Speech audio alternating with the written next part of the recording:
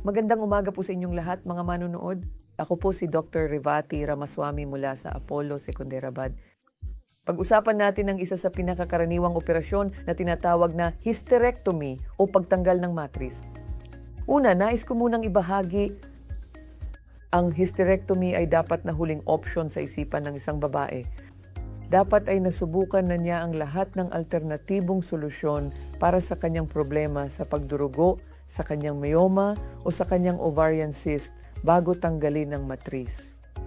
At lalo na kung ikaw ay isang batang babae na wala pang 40 taong gulang, huwag mong isipin ang pagtanggal ng matris bilang isang option. Dapat talaga ito ang pinakahuling option kapag wala ng ibang posibleng solusyon. Bakit nga ba?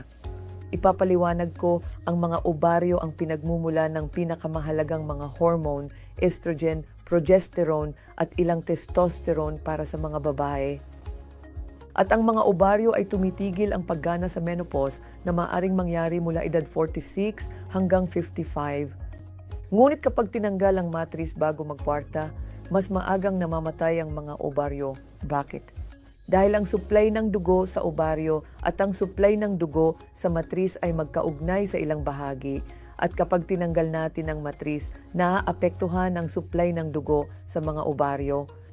Kaya maaaring tumigil sa paggana ang mga ovaryo ng mas maaga at maaari ring magkaroon ng mga cyst ang mga ovaryo. Kaya ang pakiusap ko sa inyong lahat na nanonood bago mag-40, huwag isipin ang pagtanggal ng matris maliban na lang kung talagang wala ng ibang paraan. Kahit pagkatapos ng 40, marami pa ring alternatibo tulad ng hysteroscopy, colposcopy at mga hormonal na therapy bago isaalang-alang ang pagtanggal ng matris. Dapat ito ang huling bagay na maiisip mo. Kapag sinabi ng doktor na wala ng ibang alternatibo maliban sa pagtanggal ng matris, doon mo lang dapat isaalang-alang ang hysterectomy. Maraming salamat mga kaibigan.